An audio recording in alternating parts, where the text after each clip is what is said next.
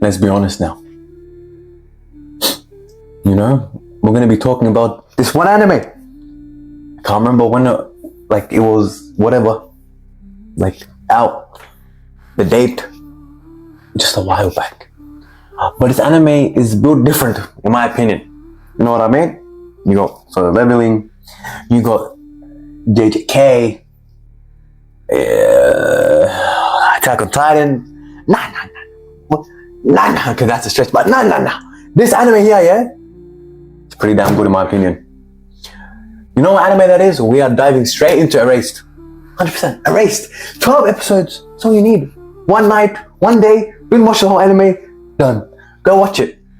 If you haven't watched it yet, get this video out of here and go watch it on some random ass wherever you're gonna watch it on.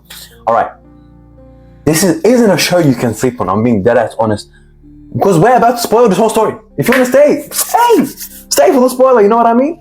But more importantly, we're gonna figure out why this anime is an absolute masterclass in storytelling. That everyone should be taking notes. Seriously. Alright.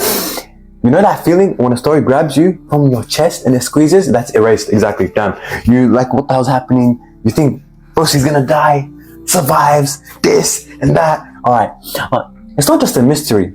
This is dead as a psychological thriller about regret, redemption, and a crazy, almost cosmetic, magical second chance. His ability to Okay. I'm telling you, the emotional hook on this anime it's pretty good. It's pretty insane, in my opinion. I like it. So let's get into it. You follow Satoru Fujinama, bro. Names and me, we don't combine. We don't have a happy relationship. You know, and this guy is Mr. Pizza Delivery himself. He's kind of mid. No breeze. Detached from life. Ain't got shit going on.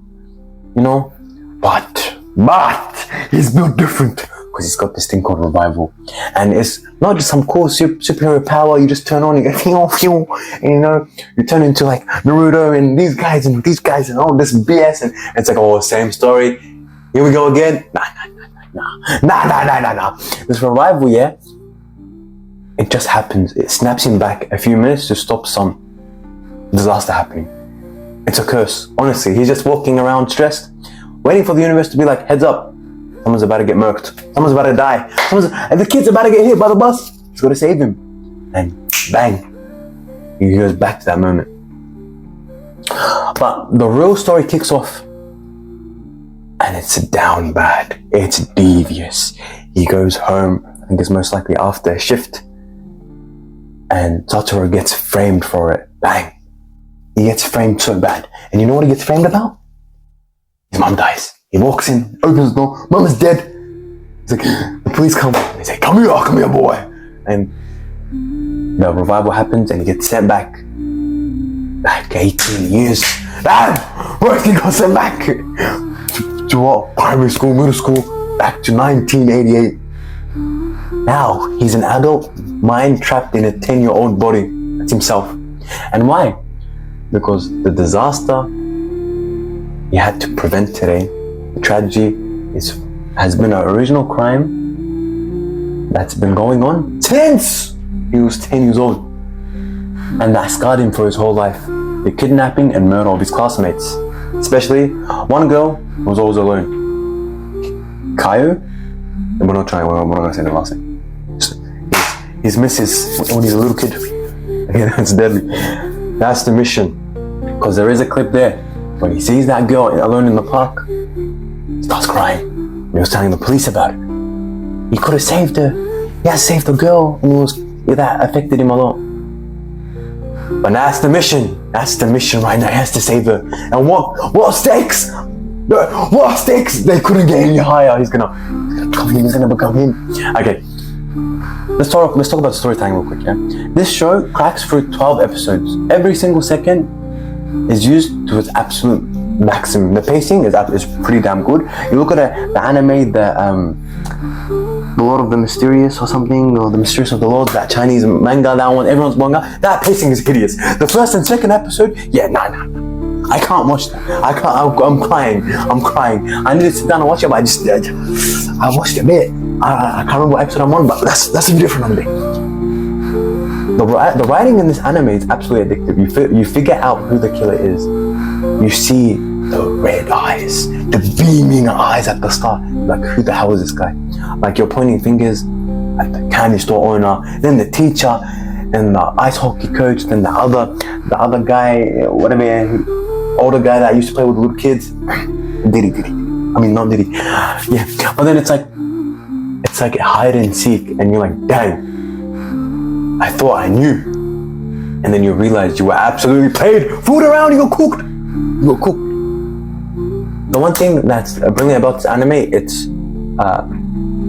what's his name? Satoru's perspective. He's a grown man, yeah? And he's stuck in a little kid's world. He knows the timeline, he knows the patterns, and he can't just run away. He has to be him. And he's limited by his height now, by his voice, and by the fact he's still just a child. He's a little character, a little boy. And now it creates this internal tension. He knows the moves, he knows what's going to happen, but how he's going to execute it well. He doesn't have the freedom, but he's got to play his cards right and see what happens. Which takes this anime to a whole new level, seeing that he has to work with what he's got now. And okay, let me flip the script from my solo leveling video here that I posted a while back, because in Erased, the characters aren't just a blur.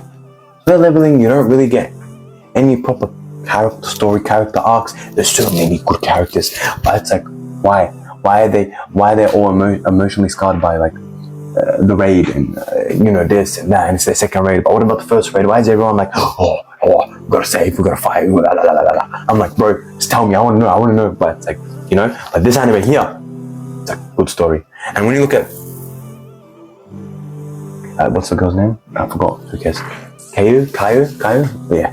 I'm not gonna lie, her story is the emotional foundation of the whole anime.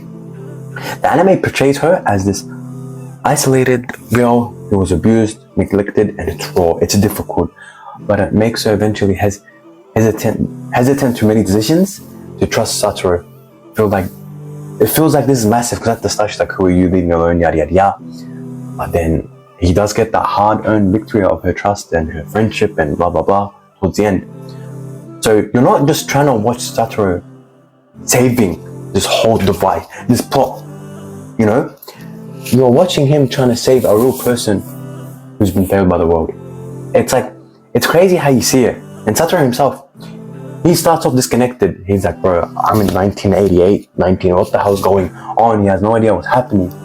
But it's like you start realizing how strong the cards he has to play to see how he can build his friend group and also survive and find out who the killer was. So when we talk about like the trauma, the friendship and the wins, you realize that Erased is all about hope. It's dealing with some heavy topics that are very emotional. You have child neglect, you have long-term impact of trauma, and there's also abuse, and there's also that feeling of I should have done something in this anime when you watch it. But then you get these incredible, powerful moments of just genuine connection that just shows the anime how good it is. Satoru making Kayo feel safe. His mom being an absolute boss, let's be honest. His mom, props to her. And it just shows how this anime is badass. The mom supports the kid. The kids are all together trying to help each other out, hang out with Kayo so she isn't left alone. It shows that it takes one person to change someone else's whole life on a whole different trajectory. You can change, it only takes one person, and you can change someone's whole life just like in a blink of an eye. That message hits harder than any other power up, level up, bullshit, BS nonsense. And the ending of this anime does deliver so much needed closure and shows what has happened to the characters. Like the killer, it's the teacher. And one of my favorite clips is when the teacher and Satoru are in the car. They're driving. The killer knows, how did you do it? And he gets in this raggedy car. The seatbelt doesn't work, and he's like, hey, you're gonna die. Satoru screams, "I know your future," and that plays in that guy's mind for like 20 years, 18 years, however long it was Satoru was in a coma for. And I was like, damn, this anime is a must watch, and it is pretty good. And I can't lie, if you haven't watched it, check it out. That's the end of me just yapping. If you enjoyed this video, like, subscribe, and I really appreciate it. Thanks.